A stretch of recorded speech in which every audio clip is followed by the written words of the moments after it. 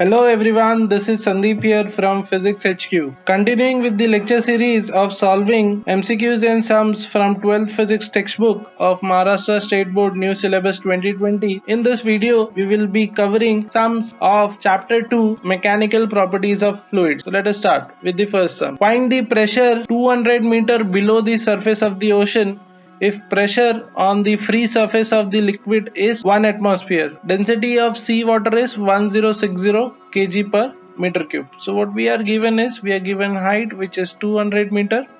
We are given density which is 1060 kg per meter cube.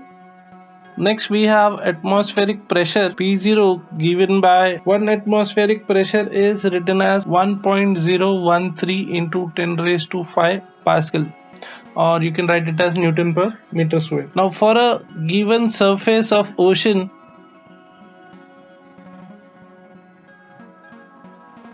we need to find the pressure at a surface which is 200 meter below this, and over here we are asked to find absolute pressure. Absolute pressure P is nothing but P0 plus H rho G. So the pressure which is exerted on this surface will be because of water present over here, and the 1 atmospheric pressure of air which is there on the surface. So this total pressure is nothing but total force which is acting, or the total pressure which is acting is called as absolute pressure. So let us put the values. 1.013 into 10 raised to 5 plus height is 200, density is 1060, G is 9.8. Now when we solve this, we will get 9.8 into 1060 into 200 as 20.776 into 10 raised to 5. So we can add this to get 21.789 into 10 raised to 5. So the absolute pressure can be written as 2.1789 into 10 raised to 6 Pascal, or you can write it as 2.1789 megapascal. Mega stands for 10 raised to 6. I hope you all understood this. Let us go ahead to the next sum. In a hydraulic lift, the input piston has surface area of 300 cm square and output piston has surface area of 1500 cm square. If a force of 25 Newton is applied to the input piston, calculate weight on the output piston. So we will be using Pascal's law over here, which says that pressure in the connected system will be same.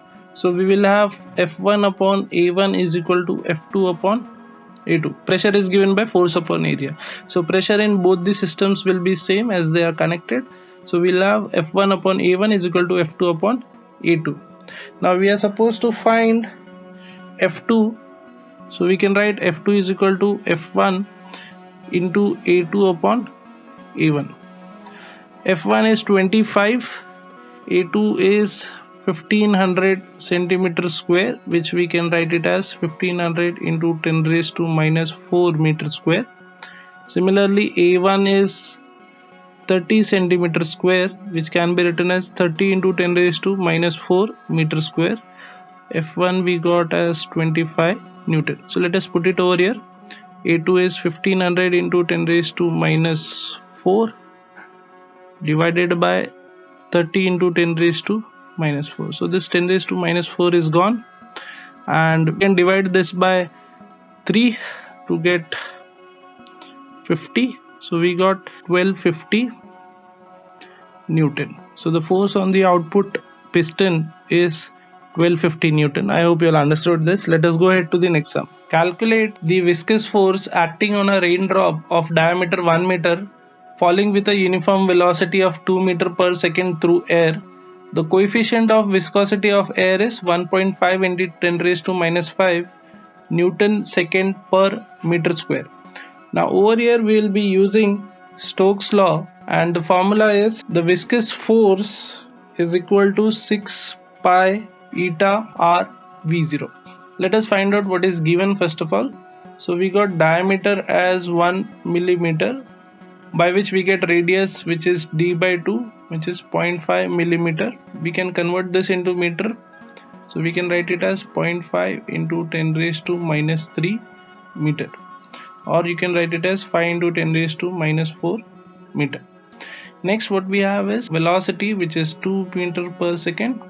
Then we have coefficient of viscosity eta, which is 1.8 into 10 raised to minus 5. And when we put all this over here, so you got 6 into pi, which is 3.142 into eta 1.8 into 10 raised to minus 5 into r, which is 5 into 10 raised to minus 4 into velocity is 2. So we can try to simplify this. 5 2s are 10, and solving this by multiplication, or you can do it by log also, you will get 3.394 into 10 raised to minus 7 Newton. If you have any query in how to use the logbook, I have made a video for it. You can check out the video by clicking on the I icon on the top right corner. I hope you all understood this sum. Let us go ahead with the next sum. A horizontal force of 1 Newton is required to move a metal plate of area 10 raised to minus 2 meter square with a velocity of 2 into 10 raised to minus 2 meter per second when it rests on a layer of oil 1.5 into 10 raised to minus 3 meter thick. So when we talk about thickness, it is about y component, so the height is 1.5 into 10 raised to minus 3 meter. Find the coefficient of viscosity of oil. Coefficient of viscosity is F upon A by dV by dy. What is this dV by dy? This is velocity gradient. So we will find out velocity gradient first, dV by dy. Now this is nothing but the velocity with respect to the value of y. So we can put the values as 2 into 10 raised to minus 2 divided by 1.5 into 10 raised to minus 3. This 10 raised to minus 3 will go above and become 10 raised to 3. So we will be left with 20 upon 1.5, or you can write it as 40 by 3. Now let us put it in this formula over here. So we got F, which is 1 Newton, area, which is 10 raised to minus 2, dV by dy, which is 40 by 3. So we can write this as 3 upon 40 into 10 raised to minus 2. We can take it above. 10 raised to minus 2 will become 10 raised to 2, which is 100. So we got 300 upon 40, which gives us 30 upon 4, which is nothing but 7.5. The unit over here will be Pascal second, because force per unit area will be Pascal and velocity meter per second, and dy is meter, so meter will be cancelled and we will get Pascal second. So I hope you all understood this sum. Let us go ahead. With what terminal velocity will an air bubble 0.4 mm in diameter rise in a liquid of viscosity 0.1 Newton second per meter square and specific gravity 0.9? Density of air is 1.29 kg per meter cube. We have already seen the formula for terminal velocity in MCQs as well. The formula is V is equal to 2 by 9 r square g rho minus sigma divided by eta, where V is terminal velocity, r will be radius. Now we got diameter as 0.4 mm. So radius is 0.2 mm, which can be written as 2 into 10 raised to minus 4 meter. We got viscosity as 0.1 Newton second per meter square. We got density of air, which is equal to 1.29 kg per meter cube. Next we got specific gravity, which is 0.9. By this we can calculate density of liquid. So specific gravity is nothing but density of liquid by density of water. Density of water is 1000. So what we get is density of liquid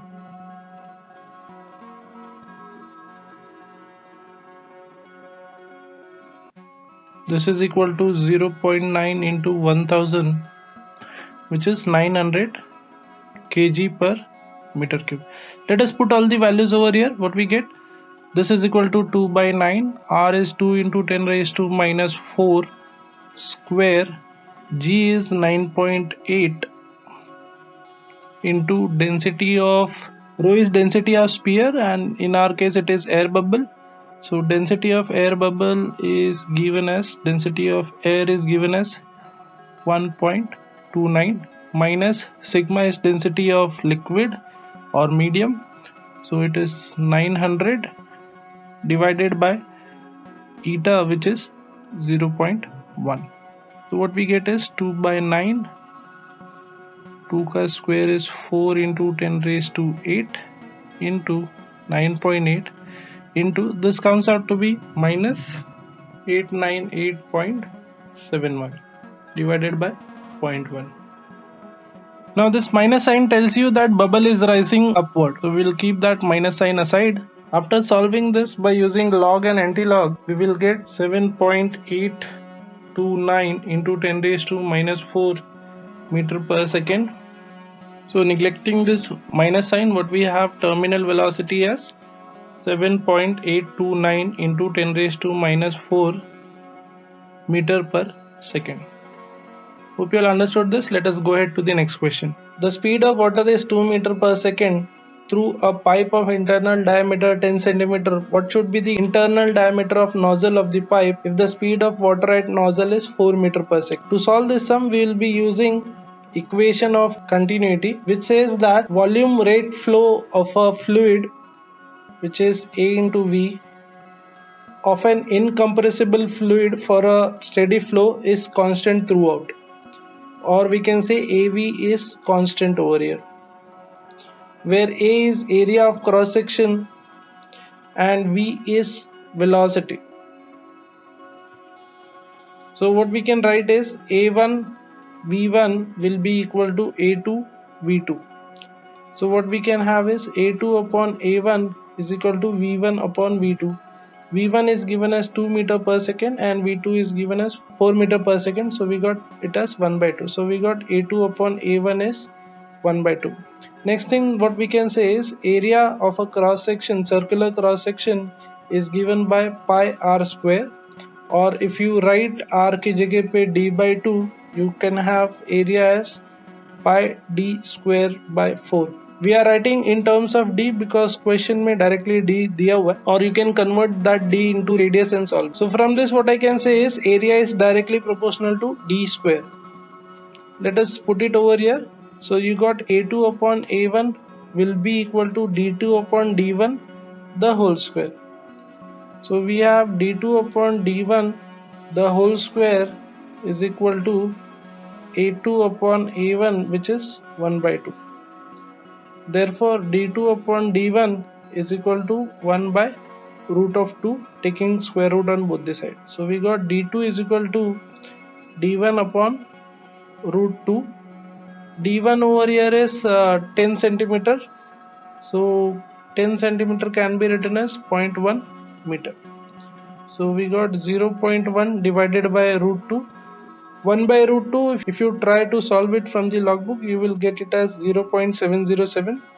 So the answer is 0.1 into 0.707, which is equal to 0.0707 meter. This is our D2 ka value. If you convert this into centimeter, this will be D2 is equal to 7.07 centimeter.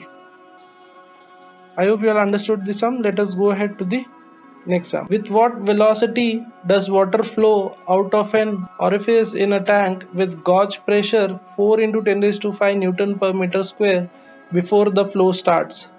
Density of water is 1000 kg per meter cube. First of all, what we can do is we can find out the height of the water tank. We have the formula for pressure as H rho G. So height can be written as pressure upon density into value of G. Pressure is given as 4 into 10 raised to 5. Density we got as 1000 into G ka value, for simplicity we will take it as 10.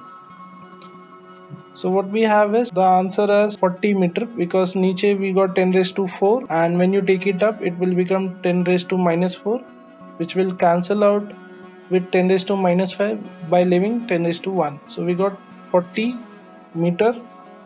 Next, To calculate the velocity of flow out, velocity is given as root of 2gh. So this is equal to root of 2 into g ka value is 10, h we got as 40.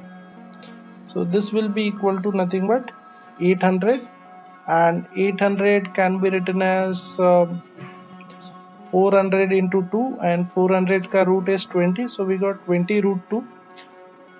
Root 2 of 20 is common, 1.414, and when you multiply this you will get 28.28. So the velocity is 28.28 meter per second. I hope you all understood. That's it from this video. If you found this video useful, don't forget to share it with your friends and classmates. This is Sandeep here from Physics HQ signing off.